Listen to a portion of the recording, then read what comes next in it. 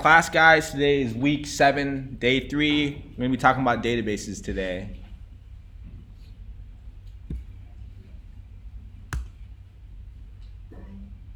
But let's talk about what we did yesterday. We did some sorting algorithms. Those are some of the most popular ones. Once again, if you guys want to develop new types of computers, you may need to learn how to come up with new types of algorithms, okay? New types of patterns. You can think of it like that. And one day you guys are going to be doing research, man, and you guys are going to be talking about different trees. Man, I'll show you quick. Actually, I was watching this morning. This is one of the most dope videos I've seen in a while.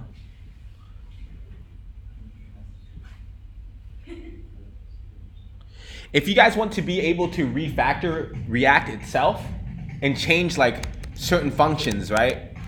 Or just like different core features of any library, you're gonna need to know different sorting algorithms. This girl used to run React, for example.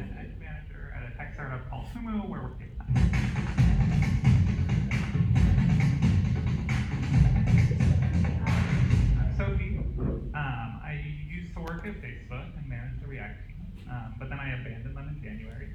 Now I'm an eng manager at a tech. So she's gonna talk a lot about like components and stuff on the screen. It's not nearly as stable as the main APIs, and it doesn't have a ton of documentation. But you can build your own renderer using that package, and that's what I'm going to show you how to do today. The reconciler package has two different. Depending on what kind of She's talking about React DOM, that library. The first one is called mutation. Or I might say, add that view you just created as a child of view y, something like that. So do you remember how in week 2 when we started first learning about JavaScript, right? And we had to create document.create element in certain cases or append child and stuff like that. Just remember, like all that data was, we would create like these objects that were on the screen. And then the way React works, that these objects are all linked to one another. So inside of an object, you have another component, blah, blah, blah. It gets super more complicated later on, okay? But that's what the purpose of learning the sorting algorithms was to like, you know, just know that later on when you start trying to build frameworks that like you may need to know these higher level things. But let's just focus on also databases.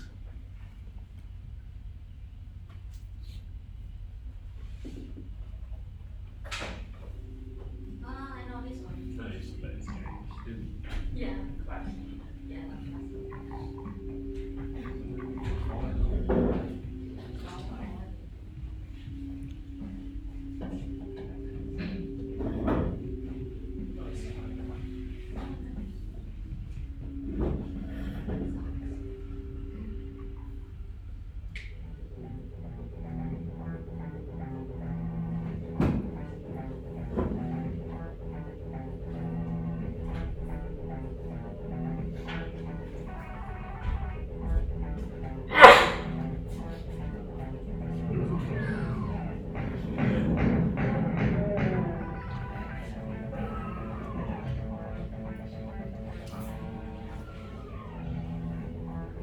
So what you guys are looking at is like how games work, right? And it's built on this concept going back to the Canvas game where you update a certain variable and everything just renders again on the screen. It just constantly re-renders. If you guys remember the Canvas game, in a second that the canvas could re-render like 100 times, or just a ridiculously high number. And this goes back to like frames per second. If any of you guys who've ever played video games, so this ties into those things, okay?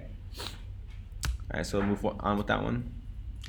And so whenever you guys think about one day when you guys see jobs where they talk about like binary search and graphs and stuff like that, basically what they're trying to do is like say look at some type of some different objects that have a relationship with one another and figure out how to draw them again as quickly as possible. That's basically what we're doing. Does anyone have any questions so far? So it takes computer science. It's kind of what the end of the story is. You guys spend a lot of time thinking about it and knowing like all types of math. That's why certain job interviews, they want you to know those types of algorithms. Because in order to do this, you know, that would be tremendously useful. And also, there's just a whole bunch of other stuff that you can figure out. But don't worry, in a second, we're going to show a very simple example. Okay, we're going to go with just SQL. We're going to go with just SQL, and we're just going to figure out something that you guys are very familiar with. Homework, in class, and attendance, and assignments.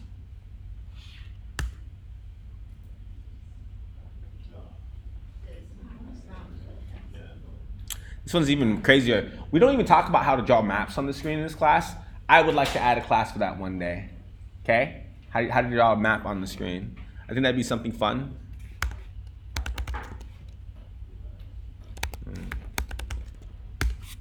This one's kind of broken. My API got stolen. Someone ran up $10,000 worth of API charges on my account.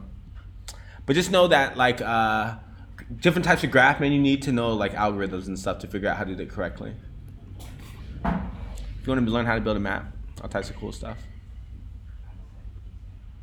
You used to do more.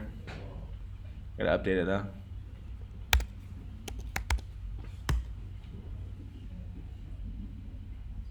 Okay, so enough about structures, man. That's high level theory. Let's talk about the data now. Holy shit, that's a huge number. I can't even read that. Zettabytes?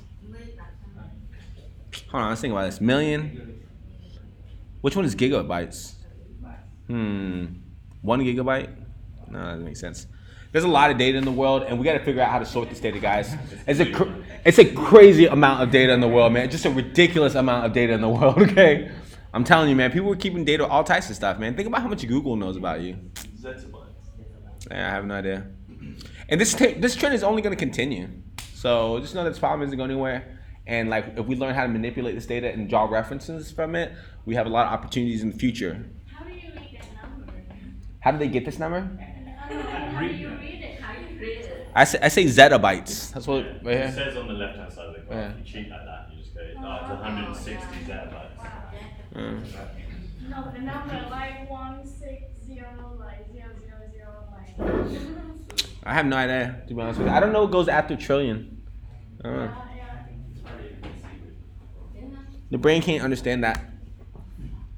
What does that mean? We're saving lots of pointless data? Basically, yeah. There's a lot of data in the world that's being saved, like how many times you click. You guys want to see an example? So we'll see like, analytics. So here's my website, one of my websites. I'll show you some data. This keeps all types of useless data. It's for marketing people would think this is interesting, and this is some of the stuff that you guys need to know one day to figure out how to use as well. Set up stuff like this, analytics, right? So you can see in real time analytics, my world's greatest to-do app. Right now we have exactly 0 users there, but if you can also look at, for example, maybe lifetime, see overall. Like, about 2 months ago, were you the TA for, a workshop called Google Dialogflow? Yeah, it was. Yeah. I was there. Nice. Awesome. Nice. Okay, sweet. So, so this is another piece of data. Like, Google's keeping track of how many times my user went to the website, how many different pages they saw, how many unique users there were. Like, like if a user came 2 times within an hour, right? They're not a unique user. They're one user that had multiple sessions, right? Multiple times you go to the strip club in one night, right? They're a different customer, or the same customer. Kind of same customer, right? You just had multiple sessions, right? Stuff like that. Also languages, man. They keep track of languages and shit. So just know that all this data, like, it's just like very valuable stuff, and we gotta figure out what to do stuff with it, okay? Okay, guys?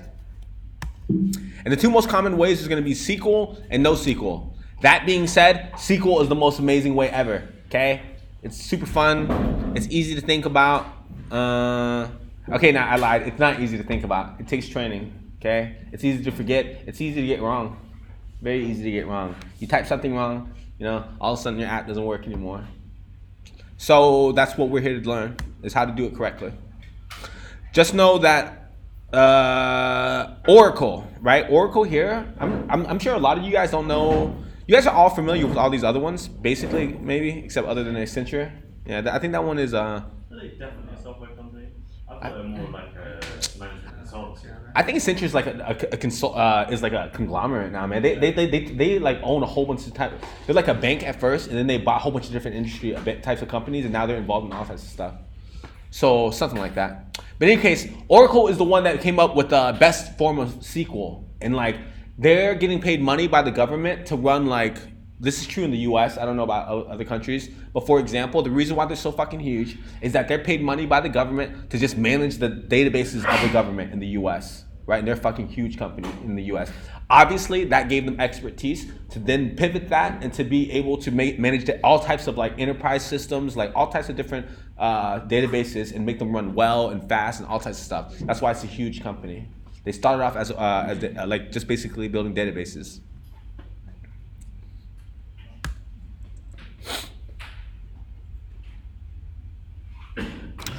The reason why we're choosing SQL, I know that some of you guys may not have heard of NoSQL or other ones. Who has ever heard of a SQL database?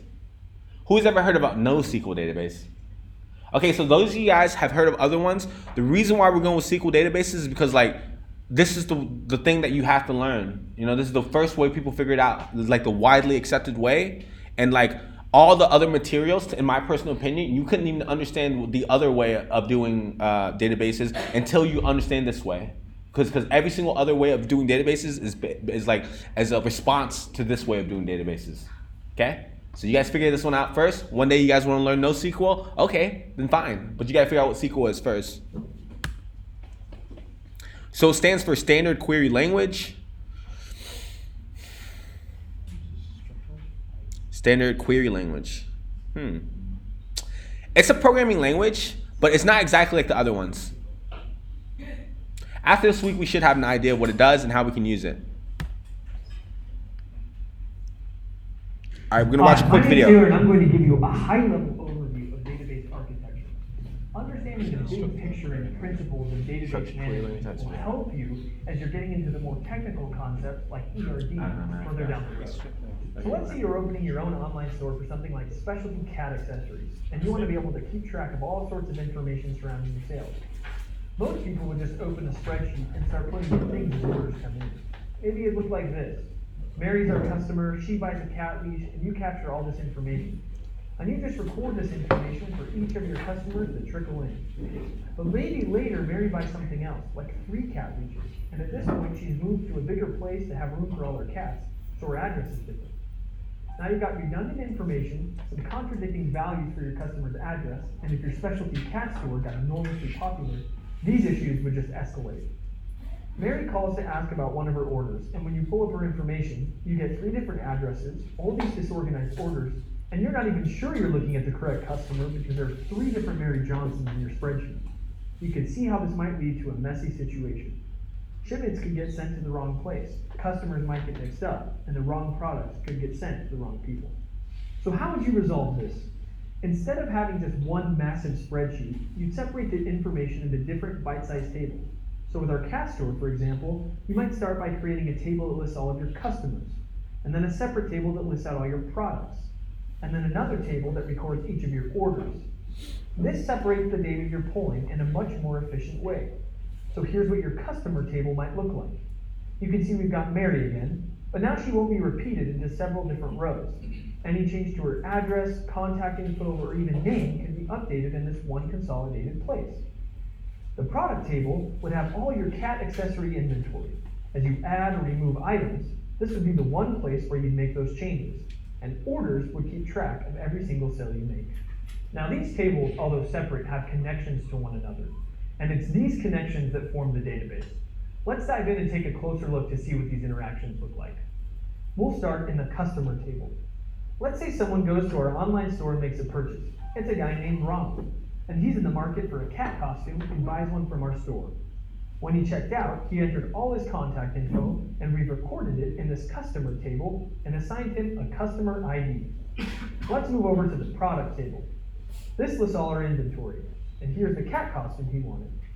We keep track of it with a few fields here, like product ID, quantity in stock, and product type.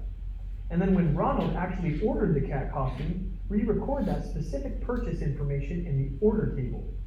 Here you can see we pulled in the customer ID from the customer table, so we know it's Ronald. We also pulled in the product ID from the product table, so we know that he purchased this cat costume.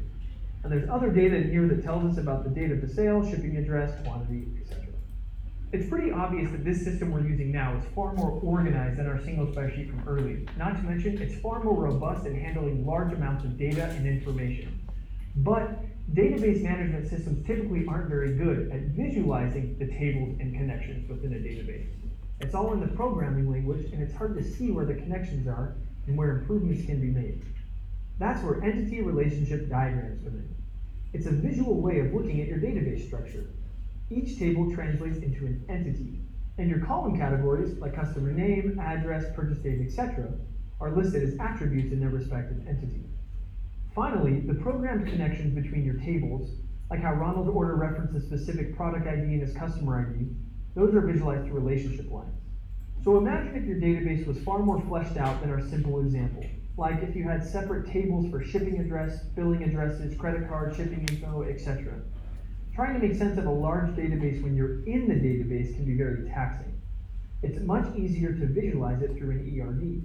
And that's a super fast process with Lucidchart's ERD import tool. Just run a query of your database and Lucidchart automatically imports the tables that you can then drag out as entity shapes. And the relationships between entities automatically connect as well.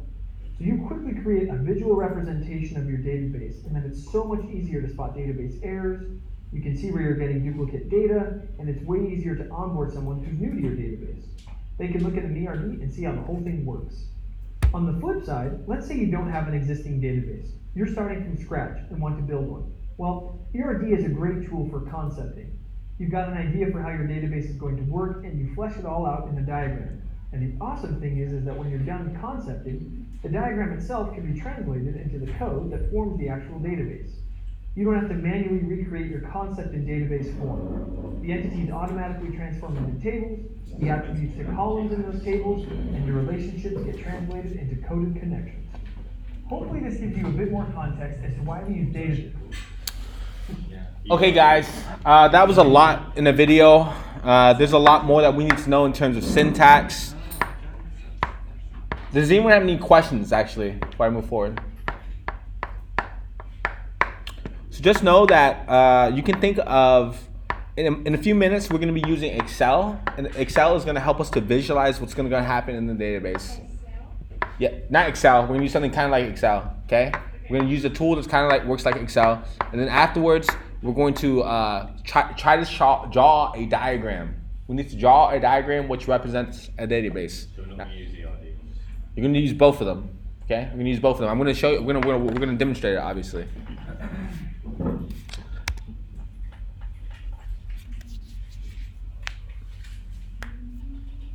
In the video, what did she try to build, guys? What were we trying to store inside of the database in the video?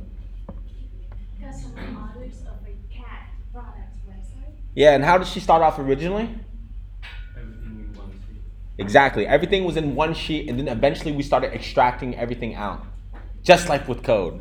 So in the lab, we talk about how to, if you guys follow the instructions here, we're just going to do this, right, okay? So we're going to go to this website called AirTable.com. This is the tool that we're going to use, okay? We're going to create an account for free, and then we're going to say, hey, I want to create a new base. I'll click this button, add a base, and then I can say start from scratch in the drop-down. Afterwards, we can pick some colors. There's a lot of really cool features in here, man. This is super dope. Use Airtable like ERD, but it's a bit nicer. This is like a better version of Excel. I don't know. There's certain features that are dope. After we open up a new base, let's go ahead and rename it. We're gonna call this students. We're gonna call this Coder School DB. Okay. No, we're just gonna call it Coder School because it's a database. Obviously, it's a DB, but this is our Coder School DB. So, what are some things that can go into our DB? For example, could we have names? Remember, we're building a database that's going to allow us to keep track of all of our students, okay? So the first thing I want you to do actually is to create on the left here, double click this thing where it says name that's already in, and change the type of data that goes in here, okay? Change it to ID, or my bad, not ID, number, auto number, okay? And then we're gonna change, no, and then we're gonna change it to ID. So the name of this field right here, we'll change that to an ID. And then the value that can go inside of it, we'll say is an auto number. Can someone give me a hypothesis on what that will do? Yes. It just increases the number with each record. I want you guys to think of each one of these rows as being records in your database. They will each represent someone different. Does that make sense, everyone? So for example, the first name will have hi. And then we'll have Steven. And then we'll have Ed. Okay, so we got our first name. Let's go ahead and change this one. Call this one last name. And we'll change this database type. Instead of being a file, an attachment, we're gonna call this a single text because it's last name. I'm gonna leave that blank for now, but you guys can imagine that it's real long, right? So we'll say hi@gmail.com, Steven@gmail.com, Ed@gmail.com. So what are we storing here, guys? Students. A database can be composed of many different tables. What I just showed you is one specific table. This table is called students. In each row, there is a single student. Each one of these columns, right? ID, first name, last name, email, defines a different attribute of the student. So what's a different attribute that a student can have? Chloe? Address. I like that one. Okay, so we got T doing age. So you guys get the pattern? Just know that if you need to add, if you want to store additional information about a student, all you have to do is add additional fields. This thing can go on for forever, okay? So I'm just going to keep it real small right now, okay? So a database about Coder School is going to need to know more than students. We might need to know something like, Teachers. huh? Teachers. All right, teachers. I will do teachers in a little bit, okay? There's one specifically I'm gonna do because I think it's a good example, okay? So another thing that we might need to keep track of is assignments. Assignments. So we're gonna create a new table. We're gonna call it assignments. We're also going to change the first field again, and we're gonna change this one to ID. I'm sorry, this exercise is kind of dumb. We have to do this by ourselves, but I think it will help you guys think about what needs to happen, okay? Because one day all our database objects will have IDs. It's a powerful concept. So we change this one to ID, and we're gonna change notes to name, and then we're gonna come up with assignments. So what are some assignments that we've done in this class? We did IMDb, right? Why can't I hit enter? We did a bunch, right? Let's just say IMDb, Canvas game, but Canvas game, but web app as well, something like that. rock, paper, scissors.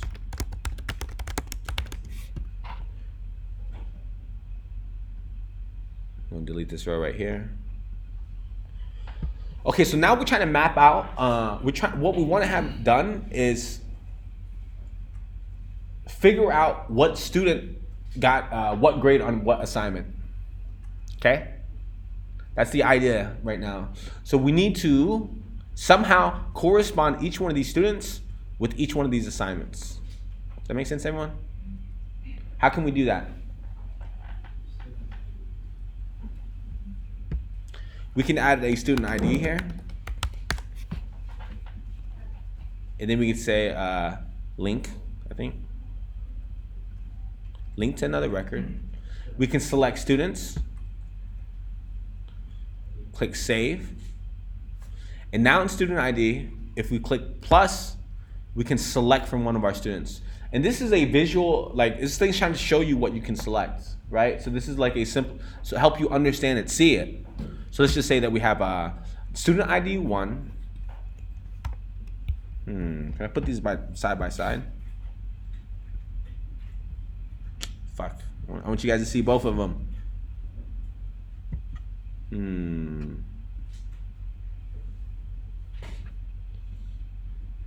Okay, guys.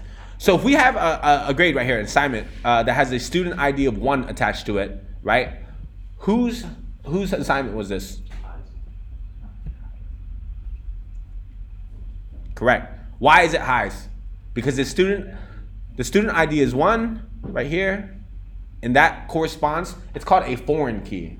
This is a foreign key. This belongs to a record in a different table. Okay, it belongs to a record in a different table. If we were to put 2 here, who would that belong to? 2 would be Steve, I believe. I don't remember, to be honest with you. Okay, yeah, Steve, correct. So just know that this is a concept in databases that we have to understand, and just know that certain fields will be IDs, will be the ID thing on the left of another table.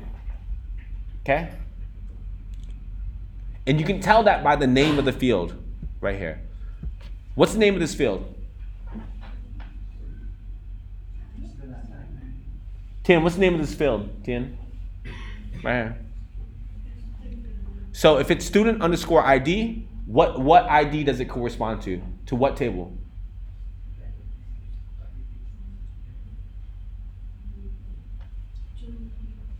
There's only one other table we have right now. Student table, right? So the student ID corresponds to the student's table, and specifically the ID of that table. Okay? And so from following this pattern, guys, we can make associations. They're called associations, okay? So you can say that, for example, this assignment right here, that IMDb it corresponds to student over here. Do you have any questions so far? I feel like I'm saying the same thing over and over. I think I get it, but how do you edit someone's grade yet, and link it back into that student ID? Okay, so I was just gonna say that's the next step right now. So you guys can see now that like there's becomes a problem, right? Because multiple students did the same assignment, right? So how can we correspond this? Do we have a student ID again 2, and then we do student ID again 3, and we just keep doing that, and then just add a bunch of them, because like, for example, I think Steven also did the IMDb clone, right? This is assignment right here. This is IMDb. Steven, did you do the IMDb clone? I did. So he needs to also have his number up here. So should I put his number right here? Right? Does that work? And then I think Ed also did it, right? Is Ed last? Forgot. Yes. Ed, did you also do the IMDb clone? Yeah. So this is not the efficient way. You have to follow a pattern. That's what the video is trying to show you. That like there's a way you have to do it correctly. If you do not do correctly, you're just gonna run into a nightmare. Okay? And what I'm about to show you is called a bridging table. It's called a bridging table. Okay? So we're gonna delete these columns right here because these are stupid. And then we're gonna say we're gonna give this one. We're gonna delete the student ID, and we're gonna give some more realistic IDs, okay? Or some realistic fields. So we're gonna say description. I don't know. Deadline. Deadline works fine.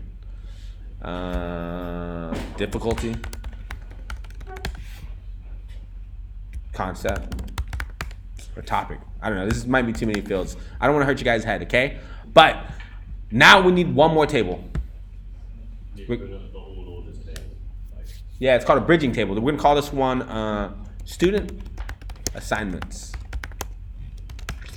There's so many different syntaxes that you guys have to learn to do this correctly, okay? So I'm gonna show you guys right now. So I'm gonna go ahead and create some records in this table right here. We're gonna call this one, we're gonna say this is an ID. We're gonna switch this one to an ID.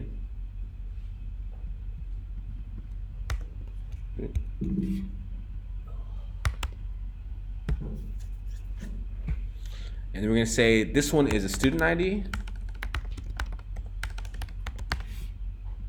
This one is a assignment ID. We gotta switch the data type. So we can say link to another record. We'll say students. Save it.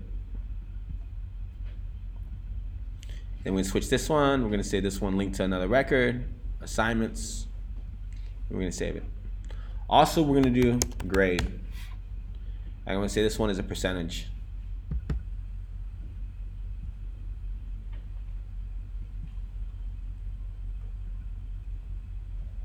Okay, so someone got 100 right here on assignment 1. Oops. Hold on. Someone got assignment. You guys see what just happened right there, okay? Let me delete this. Let me show you one more time, okay? Someone got 100 on assignment with the ID of 1. Who was it? Ed got it. Ed got it? Yeah, Ed got it? definitely. Everyone agree Ed got it, right? Yeah. So let's look at the table right here. What needs to go inside of here so that we can correspond this record to Ed? 3. And Ed is in fact right.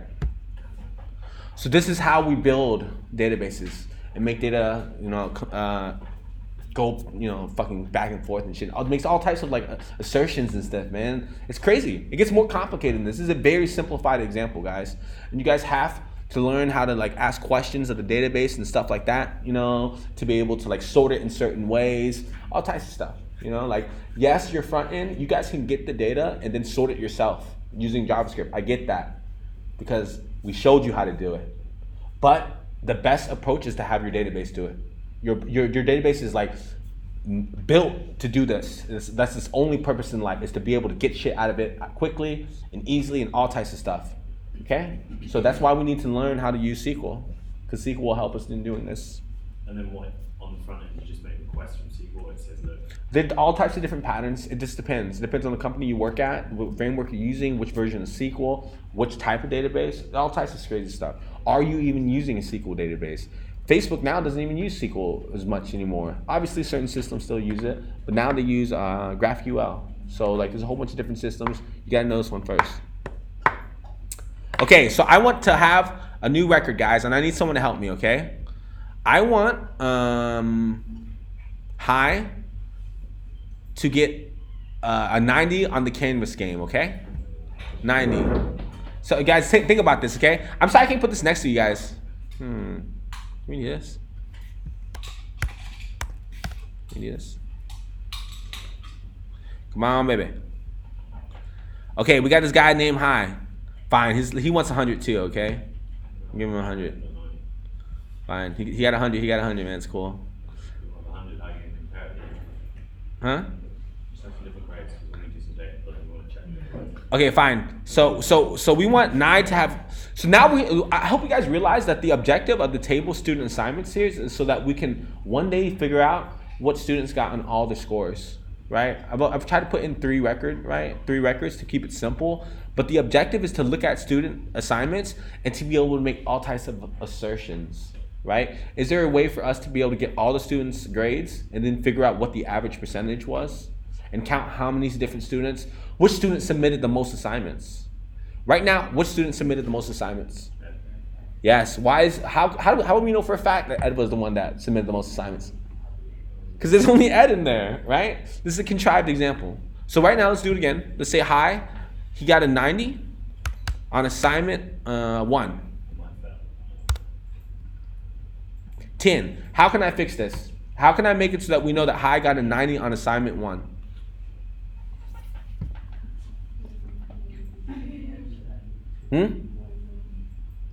Say again?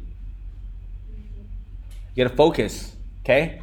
Think about this. This is a table right here. Each one of these things is called a record. Each one of these rows is called a record. They represent something, the completion of an assignment. If they have an assignment ID of 1, that means we should look at the assignment table, and then we should look at the assignment that has an ID of 1. So let's say on the right, student assignments, okay? Record number 2 with the ID of 2. This person got a 90. The assignment ID was 1. Which assignment was it? Which assignment was it? Just think about this. It was assignment with the ID of 1, with 1. Over here on the left, on the assignments table, which record was it? 10. Correct. That's what it was. So let's follow the same pattern. Right now, Hi said that he completed his homework assignment. So we already have a record here in our student assignments table. The assignment was 90%. The assignment ID was 1. There is no student ID. Our data is flawed right now. We need to fix this. And it was Hi. Hi said that he submitted it. So how can I fix this assignment, this data right here?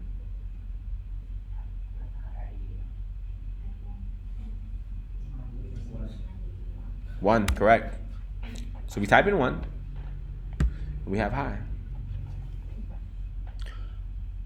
Okay, so do we have any questions about how this works, guys? Can we store list of object data in database? You should not be doing it that way. I've tried to do it that way. It's possible. You shouldn't be doing it that way. We should be making like I don't know, like different tables. Like I know exactly what you're trying to do. What kind of list are you talking about now? Now I think List of complete student assignment.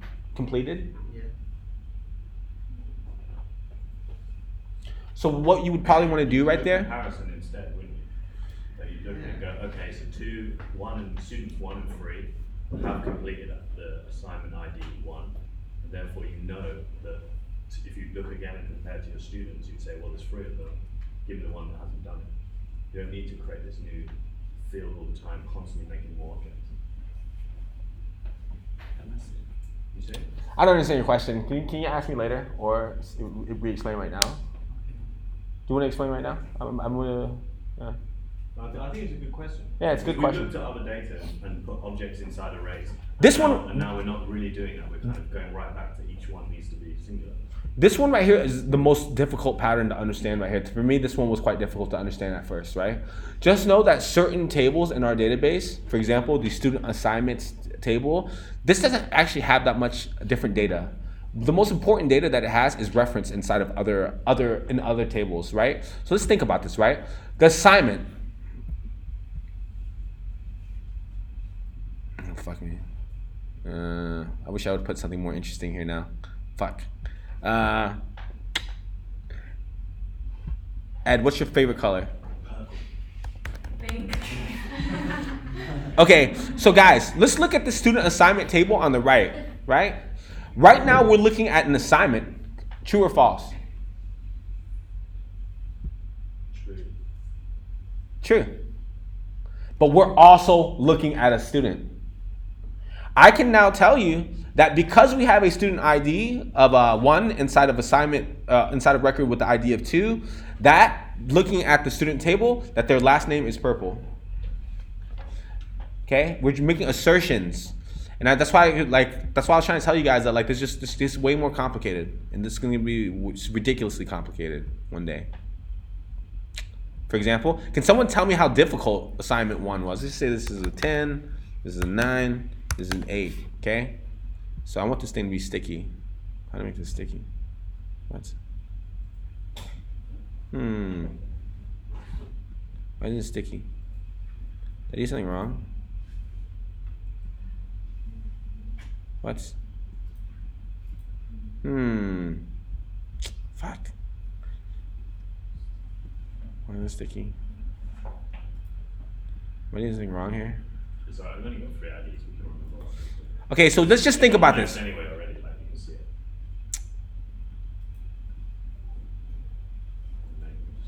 Okay, can someone tell me how difficult High's assignment was? I think it's a 10. Yes. How did you know that was a difficulty of 10? Right here, let's look at this one table right here. High, remember that student ID 3, right? No, 1. Yeah, 1 is high. Was it? I forgot. More important is the assignment ID that we're looking at. Exactly, in this case. 1, and therefore we look at the assignment. Well, you remembered, you can see it, but it was 10. Exactly. So this is the pattern, man. This is crazy. You just gotta practice like crazy. This is how you guys can do it. We have an amazing exercise here, man. For real. Like it's like Flexbox Froggy except for SQL. I think that's how good it is. If those of you guys who figured out how to make beautiful UIs and stuff and remember Flexbox Froggy, just know that the thing that we got today is one of my favorite lessons personally. You know? Do you have any questions about the rest of the class? Or not? Oh, my. We can do that lesson. We're gonna do that in this afternoon. But right now, you guys are gonna do what I just did. Okay?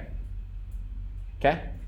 Does that seem clear? Assignment. I want you guys to create it on your own. Go to Airtable and then do it yourselves. Okay? And make a couple of assignments. And I want you guys to just like think about it and stuff. Okay, to answer Tung's why we shouldn't store a list and array inside our database, because it's a structured query database, and we have a bunch of functionality that can query from the tables. into that specific fields. So if you use a list and an array inside that, you lose some functionalities like, for example, you want to select that specific, for example, the author. Right? A book like have many, can have only one author or have many authors. And if you store a list, you will have to use a query, for example, using the syntax like instead of equal. So it will slow down the performance. Some other thing is like it's very hard to update and edit the data later on, and it will not scale really well. Another one is a couple of things.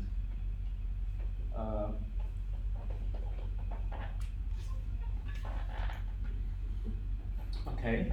Another thing is our database is linked, have relationship with each other. Right? It's linked. So if you put a list, it's cannot linked. It lose the purpose. Okay. For example, you have the ID number 1 there. It's linked with the table called users, for example. So if you store a list inside there, you have to select the whole list and then you have to run the query again for each ID. Yes. Okay, that makes sense. I forgot to say one more thing. Another reason why we want to do this is to like also like abstract out certain concepts, right? So just know that a student can have many homework assignments, right? Haven't we done many homework assignments in this class, right? So for example, if we had a same student, right? Say student 3, Ed. He could also have done homework assignment 2, which is what? The Canvas game. And this goes on and on and on and on, okay? This table inside of a table. It's like Inception. My head explodes. Okay, so I want you guys to build something like this, okay? In instructions, I think there's one additional table. I think you guys you can figure this out. This afternoon, we're gonna be, after we do the simplified version right here by ourselves, guys, I completely forgot to keep telling you guys this. Please pair program, talk to your teammates and stuff. Get this working. We're gonna go around and ask questions. After you guys are done, we're gonna have a group assignment, in which we model a relationship between a much more complicated app, okay? Okay, but we can start small. We'll start with something that we're familiar with, a class, assignments, and doing assignments. Does Annabase start from scratch? Yes.